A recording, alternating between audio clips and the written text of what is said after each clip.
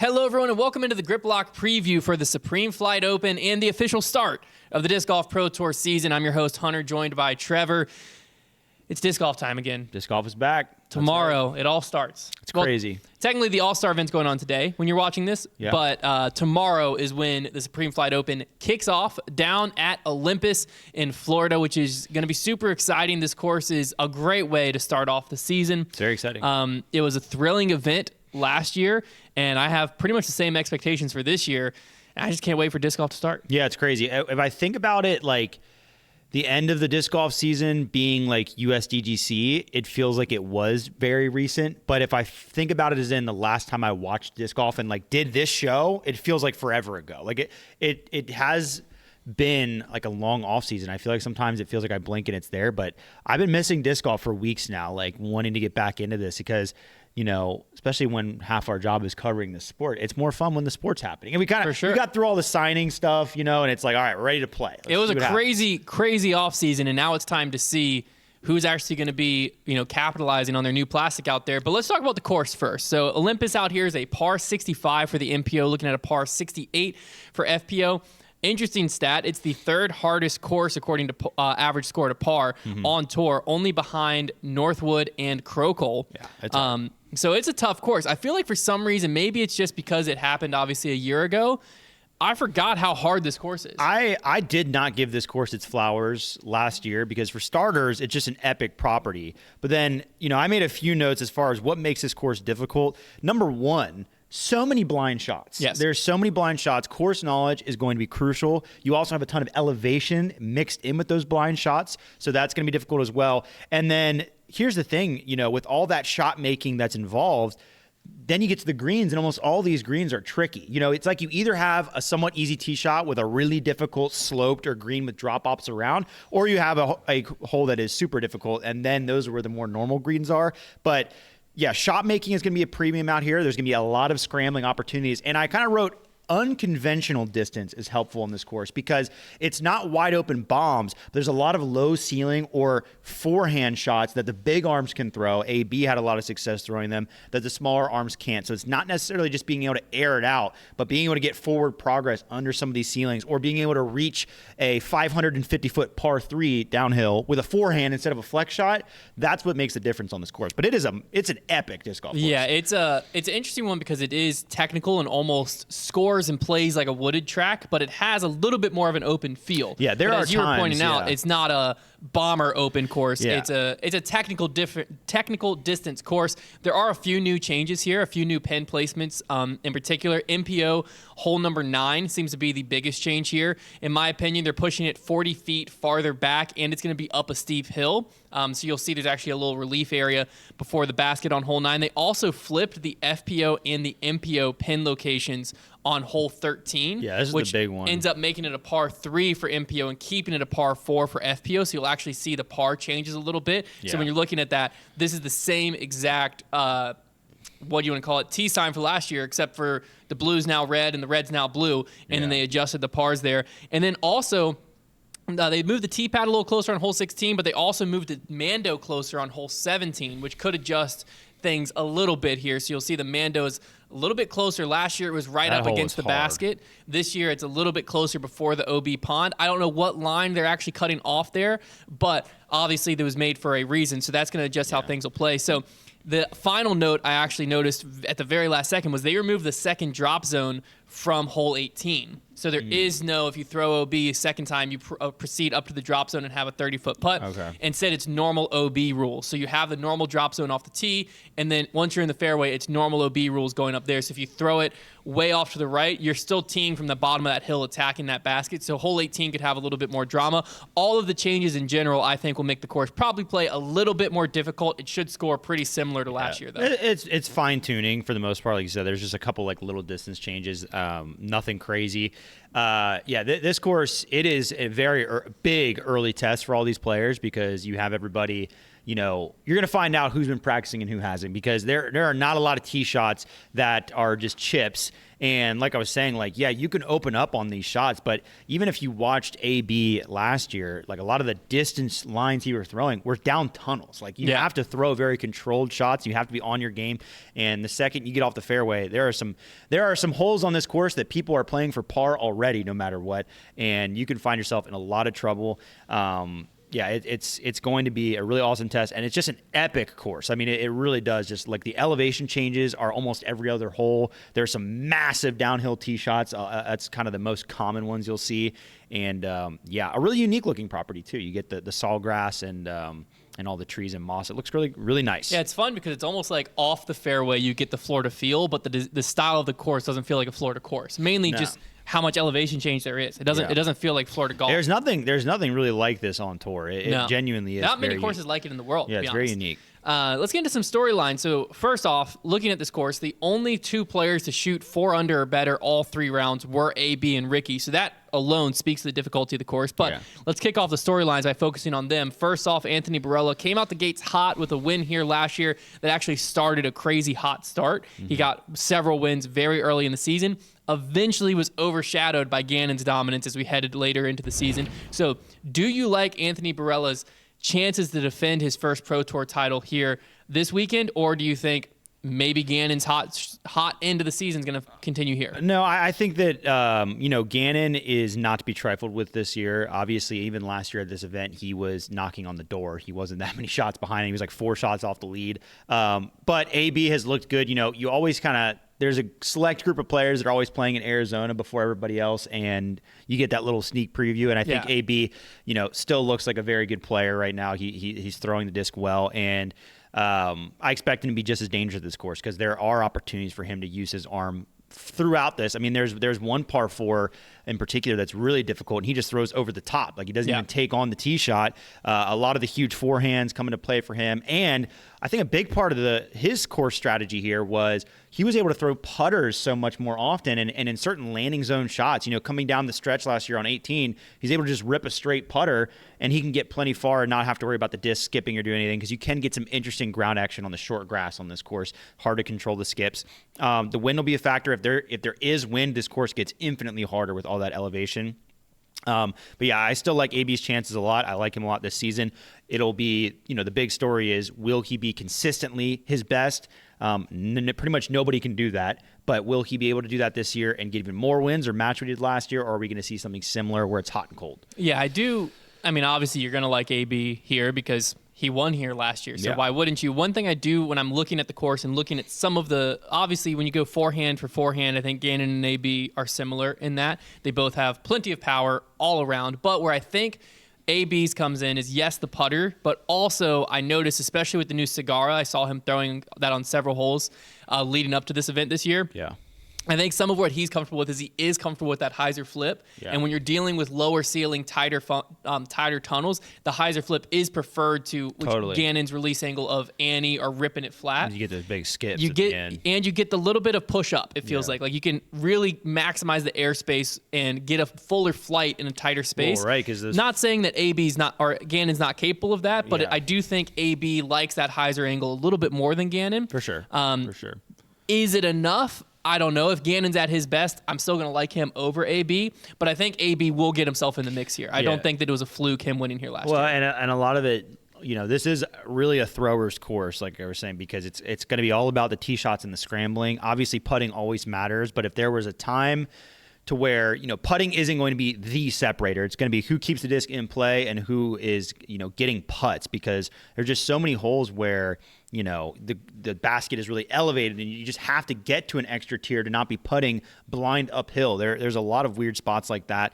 And it's about as thrower's course as it gets. And you'll see the exact same thing reflected in last year's FPO results as well. The best arms, whoever's throwing the disc the best is going to be the victor. Putting is going to be much more of a small factor than it can be at other events. Now, the next player I want to talk about is Ricky Wysocki. He came up just short here last year, losing by 1 to AB. And, obviously he's switching to a new bag. That's typically a pretty big storyline. out in Arizona, he's proven he doesn't really need an adjustment period. Yeah. So what are your expectations for Ricky coming into this event? Are you expecting him to pick up basically right where he left off last year, where you better have him in your top 3, or are you expecting something else out of him? Yeah, I think Rick's going to be better this season. I honestly just think that he's going to find a lot of stuff that works with him with Discraft. I mean, winning Shelly Sharp out there, some good talent to compete against. That's already a great confidence builder that kind of removes that narrative, like you were saying. There's no reason to be like, oh, with the new discs, it's Ricky Wysocki. He's already moved manufacturers enough times and had success each and every time. There is really a game plan, and it's already been laid out. So I expect him to be exactly what it was last year, if not a little bit better. I think there's always a little bit of a confidence boost when you've got new plastic, a new company backing you. There's always some new hype surrounding that. So, he'll be plenty dangerous. His forehand is very useful. His scrambling and putting is very useful on this course. He was able to manufacture a lot of pars and birdies last year just by throwing some really awesome forehand shots around corners, up hills, and then making those long putts. So that's going to play to his strength for sure. The thing that he will have to compete with is just hitting those big backhand drives, and can he get those on point? Because you mentioned, if you watched last year, he was somebody who wanted to play more of the left to right turnover shots and the flex shots. He's not somebody that loves popping up the hyzer flip, and left him a little bit short last year. Yeah, I don't think this would necessarily come into play at this event, but Ricky with a zone in his hand has me more terrified of him than ever It's gonna before. be dangerous. One thing I was actually just looking up is obviously they're coming out with this new Ricky Wysocki putter. It seems to be like it's a new mold, meaning it would need to get PDG approved, Not which approved. it has not happened yet. So Very interesting. is it actually a new mold? Is it just a DGA mold with a Ricky stamp? I don't know. Do we need to call it in? but- she was in the press conference today. That would be interesting. But that's something just to keep our eyes on, because obviously if that putter was made for him and he's practicing with that putter, like you said, it's a thrower's course. Putting's not going to be all the difference. But if you remember, there were several moments last year where Ricky would hit some big putts that it was like, this could break AB. This could be it. And sure. AB stood the test. Ricky's putting is one of the most intimidating things about him, because he's never out of it. Yeah. Even if he can see the basket, he has a chance of making it. So if he's really comfortable with this new putter and it's not PDGA approved and he can't use it, there's a storyline there. Yeah, that's interesting. I don't think it's a big enough storyline. I think Ricky's going to be just fine. And I think it's one of those things where Ricky's going to be consistently up there. He's going to be probably one of the more consistent players. I just think it's if Ganon gets really hot or AB gets really hot, I think there's some players where certain courses fit them better than it fits Rick. This is probably one where it's going to lean a little more towards AB. It might lean a little more towards Ganon. It might lean a little more towards the next few players we talk about. But I think Ricky's going to be right up there in the mix and has as good a shot of pretty much anyone at winning this weekend. Sure. So we've talked about him a lot already, but Ganon here, he was in contention. He only lost by 4 last year. He went on to have one of the greatest seasons of all time, but a lot of those wins did come towards the end of the season, the East Coast stretch. Yeah. With how hot he finished the season last year, do you think that's going to carry over and he's going to start the season hot this year? Or are you thinking that he was hot all season last year and just this course doesn't line up for him? No, yeah, I think that, because we only have a smaller sample size with Ganon's career and he's only really gotten better as he's gone on, it's impossible to look at the beginning of last season and think he was the same player, but it just wasn't the right courses. One can easily assume that he just hadn't quite found his groove yet. So I think that really hasn't stopped since then. I believe he went out one Memorial, not long ago. So I think that I expect him to be better this year. And like I said, he only fell a few strokes short. So I think he will still be the player to beat. And I don't expect as slow as a start from him this year as we had last year. I think that he is going to be a player that puts himself in contention every single week and is going to be the one with the target on his back. Yeah, I think the tough part for if you're not Ganon, if you're the field looking at Ganon, is there's just nothing he's bad at. No. I can say AB's more comfortable with a hyzer flip than Ganon, but Ganon is still one of the best hyzer flip throwers in the world. Yeah. So it's a hard thing. If you can try to poke holes, it feels similar to when you're trying to poke holes in like 2017, 2016, 2015 Macbeth's game, where it's like, yeah, you can poke a hole in a little piece of his game here and there. But when you look at it overall, even if you are beating him in an area, you're not beating him by much. Yeah. And I think that's kind of where Ganon is right now, where I think that which is crazy for me to say, but it was all last year. It was true, and it's going to be true till it's proven otherwise. I feel similarly about Ganon and MPO as I do about Kristen and FPO, where it's like if Ganon shows up and he plays his game to the level he's capable of, no one can beat him. Yeah, for sure. So when you look at it that way, it's almost like this tournament is Ganon Burr's to lose. I think in a lot of instances. I think the only, in my mind, I will say, with the difference between him and AB, because I think when those two are at their best, they are both insane. But I do think that Ganon's peak putting, especially from Circle 2, is just a bit better than AB's. Because I think as throwers, they're equally dominant. Yeah. But I think the putting, he has a little bit of an edge in that category. Yeah, so you got to like Ganon. I think if you like Ganon this season, you're going to be right more often than you're wrong. I think that it's going to be a close shootout. I don't think this is a type of a course where you're not going to have someone get 10 strokes out of it after one round. No. I mean, like we said, the hot round last year was 8 under. You only had 2 players that averaged 4 under or better. That's not that big of a difference. I think if you're 3-4 strokes out, that's very easy to make up, and you're not going to get more than that, really. Yeah. It would take you shooting over par. Another interesting thing I saw was actually if you shot under par across the tournament at all last year, you cashed. 1 under was the cash line, which is crazy. Yeah. So that's just how hard this course is. It's very demanding. So when you're dealing with players like a Ganon Burr, like an Anthony Burrell, like a Ricky Wysocki, they're going to get their birdie opportunities. Mm-hmm. If they can convert on a handful of them each round, they're going to be in the mix. And then it comes down to crunch time, who can win. Yeah. Ganon proved better than anyone. He knows how to win. So many par 4s and 5s in this course, and opportunities for swings down the stretch as well. It's not a tournament that's over until it's over. Very much so. Now, the other player I really wanted to talk about is Aaron Gossage. Mm-hmm. He had the hot round here last year, firing off an 8 under round in the final round. Obviously, you said this is a thrower's course. This isn't a putter's course. That is Aaron Gossage's kryptonite, is putting. We did see in New Zealand he switched to more of a spin putt. And we also saw one of the worst 5 putts from 15 feet of all time in New Zealand. But there were some tournaments where when he won, his putting actually looked really solid. So with it being a thrower's course, with Aaron Gossage, proving multiple times that he's a thrower. He's an Evelina Salonen of MPO. Yeah. What do you think of him coming into this weekend? I don't want to say that Aaron Gossage can't win, but I do think in MPO right now, there just is a level you have to be able to putt at to be able to win these tournaments, mostly because you're going to get down the stretch and get pushed on and leaned on and going to have to sink big putts to win tournaments. I mean, every 25-footer, when you're a guy who is liable at 25-foot to 35-foot range, those are the putts that the best players that are winning are sinking every time down the stretch, and you have to. And I think because Aaron Gossage is a great forehand player, and I think the forehand is very key and very useful on this course. There's a lot of big forehand shots. I think he is a threat. I think last year, though, his season was underwhelming compared to my expectations based upon the previous season.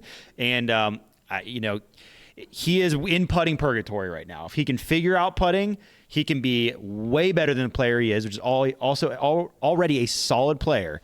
He's an elite thrower. But the problem is putting purgatory does not see many players escape. There's not many players who you've ever said, oh, putting is their problem, and then they get out of that. Now, I will say AB has improved his putting quite a bit, and I think that's part of what gave him success last year. And it's not impossible, but it's very tough to do. I mean, we've been saying about Evelina for 5 years. At least, yeah. Well, I'll put it this way, okay? With it being a thrower's course, I don't think putting will necessarily win you the tournament, but putting can definitely lose you the tournament. Absolutely. And I think that's kind of what you're alluding to is I think Aaron Gossage could get himself into contention. But I do think there's a lot to be said about the fact that when he shot this 8 under and got himself into contention was the final round. And when we did see him crack a little bit was, down the stretch of that final round when he realized he was kind of pushing the lead. Mm-hmm. I think it's a tough spot of if he gets in the lead and he has the Ricky Wysocki, the Ganon Burr, the AB putting pressure on him, and all of a sudden those routine 20-footers that he was making now have pressure. I mean, like I said, we saw him 5-putt from 15 feet in New Zealand. Yeah. That wasn't like that was 2 years ago. That was like 3 weeks ago. Right. So I think that is really, at the end of the day, why I don't think he's going to win this weekend is I think he'll be able to throw with the best of them. I think that forehand, really will be able to attack this course well. He has a very, very solid backhand, not to diminish that either. I think he'll be able to get himself into position to score enough to win. But I think that when the crunch time comes, I think the pressure might just crack his putting, and it's hard to win if that happens. Tough to say. Anyone else you have your eyes on coming into this weekend? Paul Macbeth. I think, I don't know that the course designer thing holds a ton of merit. I think it definitely helps because, like I said, there's a lot of blind shots. But, And actually, I don't know. Did he actually play last year? Remind me. I believe he did, but I think I it know was fresh off the injury. I he believe he came in yeah, 52nd, but right. it was injured. It was he was hurt and wasn't sure if he was going to play situation, so it was kind of up in the air. This year, I'm just curious to see what he does. Last season, down the stretch there, he had quite a few runner-ups. Really almost took one at MVP. Almost got himself into that playoff and looked multiple times threatening, but just wasn't able to have that extra notch. And any player that wins on the Pro Tour now has to have an extra gear and just be clicking on all cylinders. So just really interesting to see what his game looks like this year. Is there going to be more consistency? Is he going to live more in the top 10? And, if there was an event to do it, in his current home state at the course that he, owns, this would be a time to kind of show that off. So we'll see what he's made of. I think last year he kind of played himself into shape. And so I'm curious to see if this season, if he looks ready to rock and roll, or if it's a similar thing where he doesn't really heat up until we move back east towards the end of the year. I like to see him competing more often. So yeah, Palm Beth. Yeah, I was actually just looking up his last year, and last season he did have a win at the very end, which was the Florida Disc Golf Championship Olympus starter. Yeah. And when you click on it, he shot 10 under at Olympus, but insane. 1,000 feet shorter than what we're playing on the Pro Tour. Yeah. So definitely a little bit of a different course, but no one has better course knowledge than Paul McBeth, and as you said earlier, course knowledge does play in. My two guys are the Robinson brothers. Both of them played solid out here last year. They're within 2 rating points of each other. They both have new sponsors on their back. They both have left Prodigy.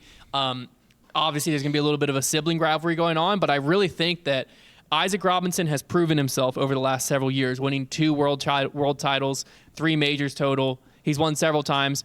But Ezra Robinson last year, I think if you forget titles, you forget who won what, Ezra Robinson, there is an argument for a better season as far as consistency goes. And so I think this could be a really big year for Ezra.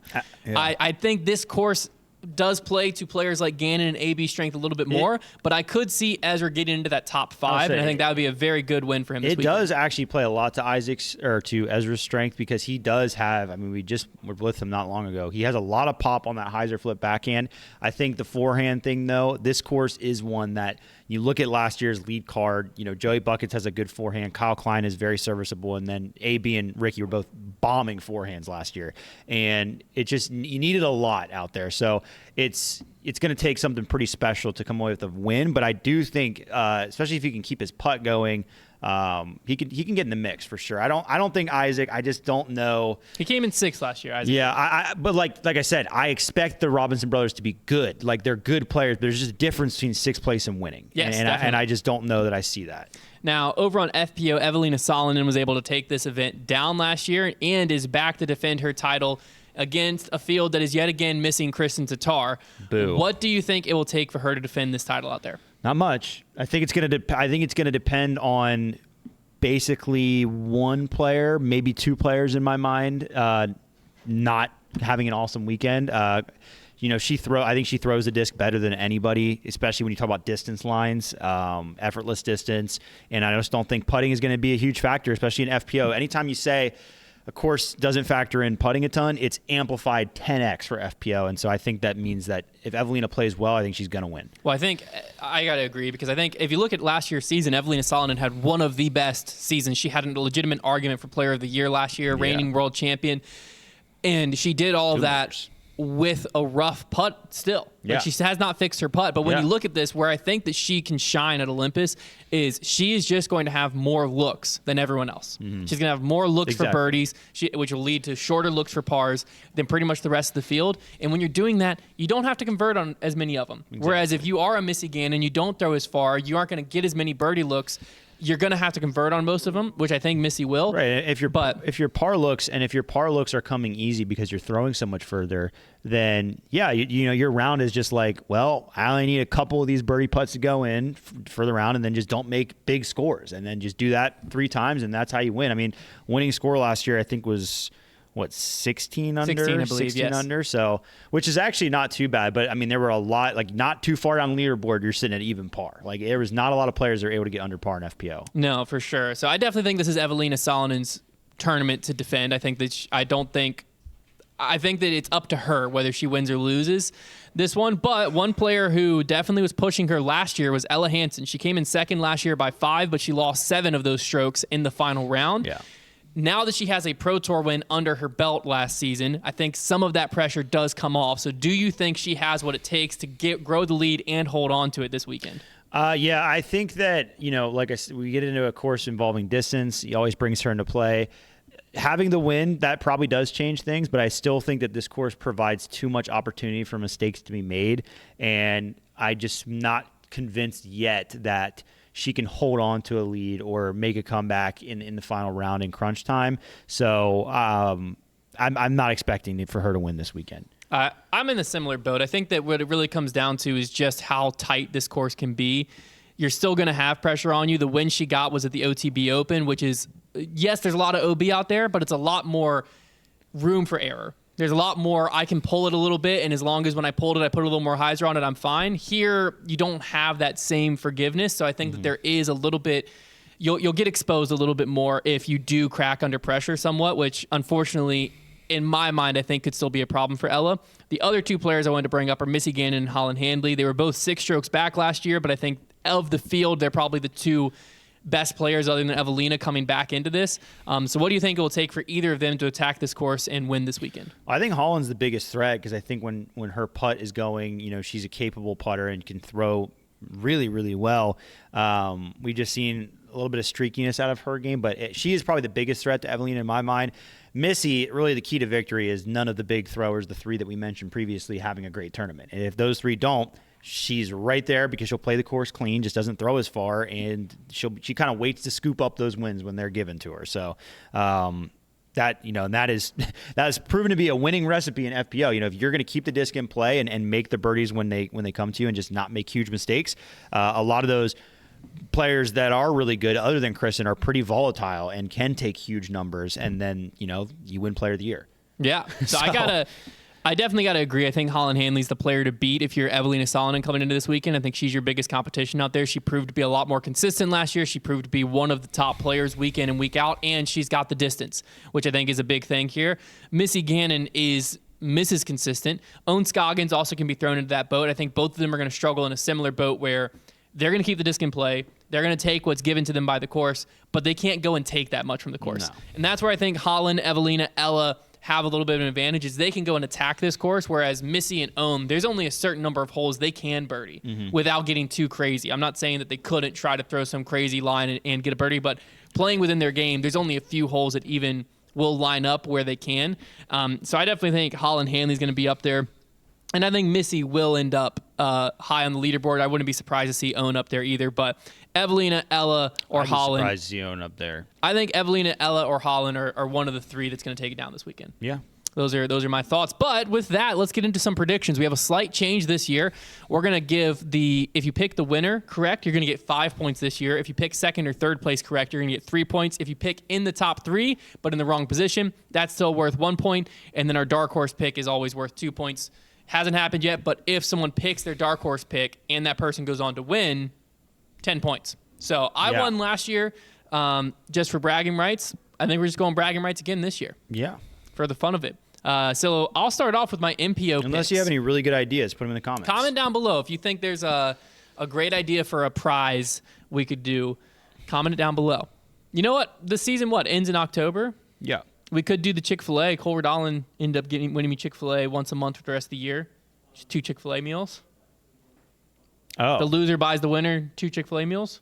Sure. Once in November, once in December. Sure. All right, there's the prize. I'm always looking for a little Chick-fil-A. Delayed gratification there. All right, MPO, pick time. So I don't think we'll have too much difference when it comes to this, but I am taking Ganon Burr for the win here. I feel like it's just hard to go against him. I'm going to put Ricky Wysocki in second here, and then I want Kyle Klein in third. I am blocking out AB from my top 3. That's I just crazy. feel really good about these 3 players in my top 3, so that's what I want. I mean, so much reason to love Kyle Klein over AB. I mean, how could you not? I think there's going to be too much pressure on the repeat that I think AB could come out a little flat. Maybe. And then Maybe. I think it's going to end up hurting him. He came out flat most tournaments last year, though, and then just shot like 16 under the next round. We'll see. I'm also taking Ganon to win. That's just going to be the safe pick for now. I'm going to take AB in second. I think he should still play really well at this course. And then I'm going to take Ricky in third. He looks great already. I think his game suits it. And that feels like this is the safe trio for me right now. Makes a lot of sense.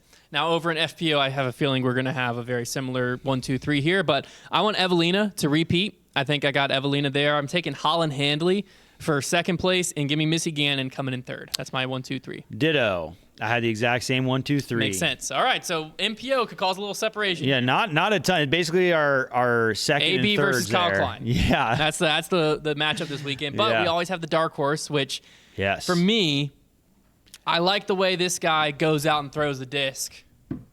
Luke Humphreys. I was trying to tie it in a little bit more. I couldn't tie it in to go throw. Luke Humphreys. I want him for my dark horse pick. I'm taking Sullivan Tipton. I definitely got influenced. I met him at a camp we were at, and I just like the way he attacks like practice. And life.